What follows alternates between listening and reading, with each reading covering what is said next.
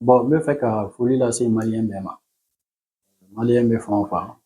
Mali kɔnɔ ani Mali kɔ kan, ka foli lase aw fɛnɛ ma, aw minnu ye kunnafonidilaw ye. N bɛ fɛ ka mun wɛrɛ fɔ o kan, o ye ka dugawu kɛ an ka jamana gɛlɛya b'a kɔnɔ. Bɛɛ b'a dɔn ko gɛlɛya b'a kɔnɔ. Minnu b'a kɔnɔ u b'a dɔn gɛlɛya b'a kɔnɔ, minnu t'a kɔnɔ u b'a dɔn gɛlɛya b'a kɔnɔ. An bɛ dugawu kɛ Ala de bɛ se ka gɛlɛyaw bɛɛ nɔgɔya. An b'a ɲini Ala fɛ a ka gɛlɛya wuli ka bɔ an ka jamana kan. An ka jamanadenw haminako n'o ye jamana taaɲɛ ye, n'o ye jamana ɲɛmɔgɔw fɛnɛ haminako ye. An b'a ɲini Ala fɛ Ala ko olu nɔgɔya. An bɔra ka seliba mun kɛ, Ala ka an ka batow minɛ, Ala ka sarakaw, Ala k'a jɔ anw yɛrɛ kɔrɔ, ka jɔ an ka suw kɔrɔ, Ala ka hinɛ u la, dayɔrɔ suma, ani ka jɔ an ka jamana kɔrɔ, walasa an ka jamana bɛ se ka bɔ nin gɛlɛya la. I ye ɲininkali min kɛ effectivement a kuma bɔra bɔlɔlɔ siraw kan kunun. An kɛlen ka plénière kɛ an yɛrɛ dama ni ɲɔgɔn cɛ. A kuma bɔra ko dɔ bɔra an ka musaka sɔrɔtaw la. Tiɲɛ don, dɔ bɔra a la. A dɔ bɔ sababu fɔlɔ fɔlɔ o ye an yɛrɛ ka président n'o ye honorable Malick Diaw, général de corps d'armée. Session dayɛlɛn tuma avril kalo la, a y'a ɲini conseil national mɔgɔw fɛ ko tiɲɛ na ni conseil national bilala sen kan, musakaw camanba de bɔr'o la. Kabini conseil national sigitɔ, député minnu tun bɛ yen u bɛ mun ta, conseil national mɔgɔw ye fɛn caman de bɔ o la u m'a ta. Ko o n'a ta bɛɛ, a ɲɛsin jamana gɛlɛya ma, ka ɲɛsin maliyɛnw ka gɛlɛya ma, ko a b'a ɲini conseil national mɔgɔw fɛ an ka hakilijakabɔ kɛ an yɛrɛ diinɛ n'a ŋaniya la, an bɛ se ka jɛ mun kɔ k'a di jamana ma, k'a di jamanadenw ma, k'a kɛ an niyɔrɔ ye jamana ka gɛlɛya tali la, jamana ka difficulté la. Donc an y'o baara de kɛ kunun jeudi 12 juin 2025. A séance an ka 4e vice-président de y'a présidé. Donc conseil national ma bɛɛ jɛra n'a ye. Kuma mun fɔra, mun bɔra a la, bɛɛ jɛra n'a ye. Maa si m'a fɔ ayi. Donc o ye anw ka jaabi ye ka se an ka président ka ɲinini ma. Président ka ɲinini tɛmɛnen kɔ, an ka jamana kuntigi n'o ye le général d'armée Asimi Goyita, a y'a ɲini jamanadenw bɛɛ fɛ, a y'a ɲini transition organes bɛɛ fɛ, a y'a ɲini jamana musaka bɛ sɔrɔ yɔrɔ o yɔrɔ ka baara de kɛ walasa dépenses minnu bɛ bɔ olu ka dɔgɔya walasa an ka se ka mara kɛ, mara min b'a to se ka don jamana développement na. Donc nin action in fɛnɛ o y'o fɛnɛ jaabi ye. An y'a jateminɛ fɛnɛ kabini waati caman jamanadenw bɛ ka geste kɛ, jamanadenw bɛ ka u ŋaniya yira. Caman fɛnɛ bɛ k'a fɔ ko CNT fɛnɛ ka ŋaniya yira. Je pense que o bɛɛ de mana fara ɲɔgɔn kan, an bɛ se k'a fɔ baara in bɛɛ bɛ to bɛɛ de hokumu kɔnɔ. A tɛ k'a fɔ i n'a fɔ maa jagoyara k'a kɛ, mais an bɛɛ ka jate la, an kun kan k'a kɛ parce que an ka baarakɛta de don. An bɛɛ ka jate la jamanadenw ka gɛlɛya ye an bɛɛ ka gɛlɛya ye. An bɛɛ ka jate la jamanadenw ka ɲinini o y'an bɛɛ ka ɲinini ye. Donc fɛn bɛɛ n'a kɛcogo taabolo don, fɛn bɛɛ n'a waati don. Donc nin kɛra waati ye, nin baara sera ka kɛ. A kɛra bi sini n'an kan ka fɛn wɛrɛ kɛ même ka fara tɛmɛnin kan, Ala sɔnna ka baara bɛ kɛ parce que an tɛ ye, an tɛ CNT la an yɛrɛ ye, an b'a ye jamanadenw de kama,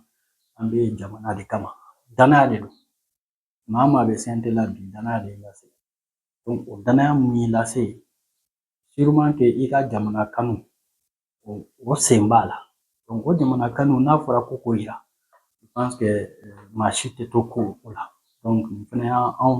nin yɔrɔ ye pour le moment jamana ka gɛlɛya tali la. Maaw jɛra mun kɔ sans rentrer dans les détails comme a fɔra presse la cogo min na o de don 400 000 o ye 80,000 donc conseil national de transition ma kelen kelen par mois donc o de bɛ bɔ i ka NMT la k'a di jamana ma na minnu bɛ biro la i n'a fɔ anw président vice président secrétaire parlementaire questeur donc 100,000 ani 20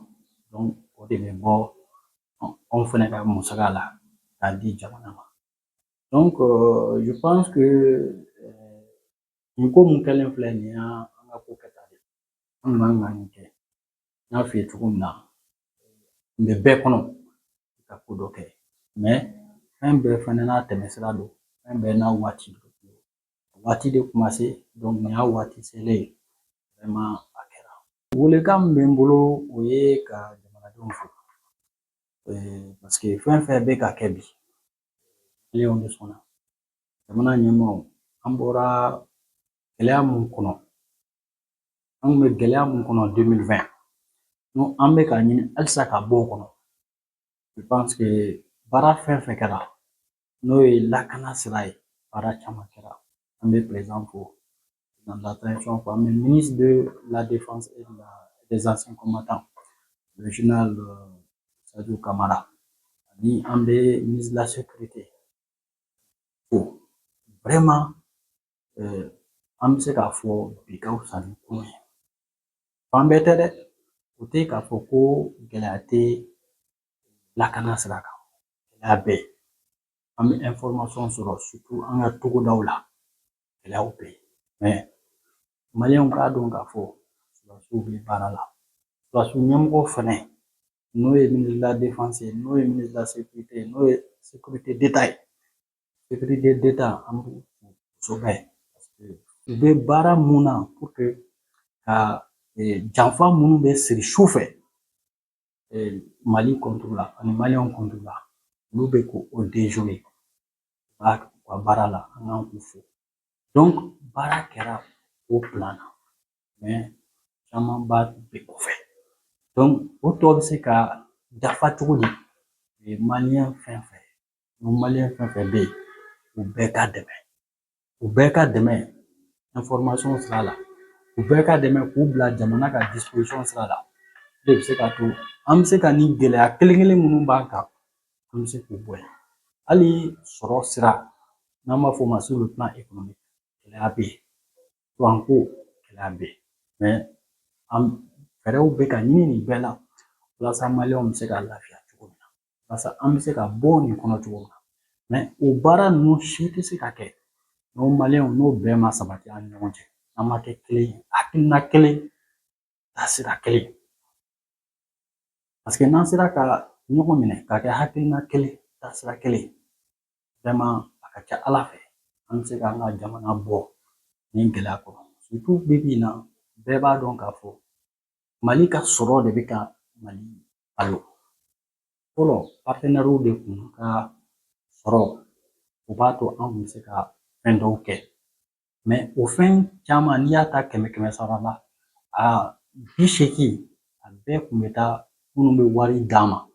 olu ka nafa sɔrɔ sira de fɛ mais bi bi in na an b'an ka tantanni ni duruduruni fara ɲɔgɔn kan ka don an yɛrɛ ka nafa sɔrɔ sira fɛ o bɛ anw yɛrɛ maliyɛnw de nafa donc o nafa in de ka bon ni nafa bɛɛ c'est pourquoi halisa an bɛ maliyɛnw fo mais nin bɛɛ tɛmɛnen kɔfɛ a si tɛ se ka bilasira n'o y'a sɔrɔ an ma bɛn sabati an ni ɲɔgɔn cɛ an ma kɛlɛya sabati an ni ɲɔgɔn cɛ mɔgɔ a bɛ se ka kɛ a hakilina tɛ kelen ye jamana taabolo la waati dɔ la mais o t'aw si kɛ fasoden jugu ye ce n'est pas parce que dɔw bɛ fanga la dɔw tɛ fanga la minnu tɛ fanga la u bɛ fasoden jugu ye u tɛ se k'olu kɛ fasoden jugu ye u ka faamuya cogo de don anw minnu bolo an bɛ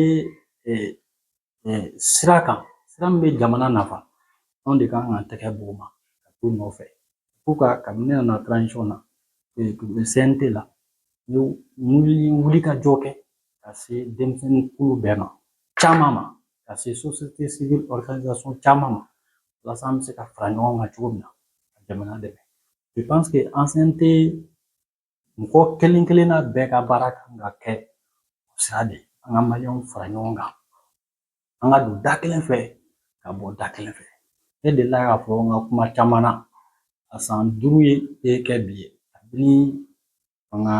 bɛ ka ala ka hinɛ la kabini a ka fanga bɛ n y'a fɔ n ka jamana janfalen don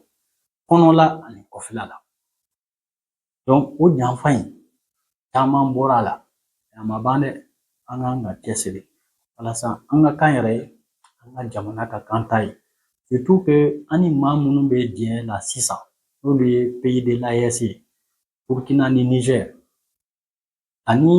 farafinna fan caman u bɛ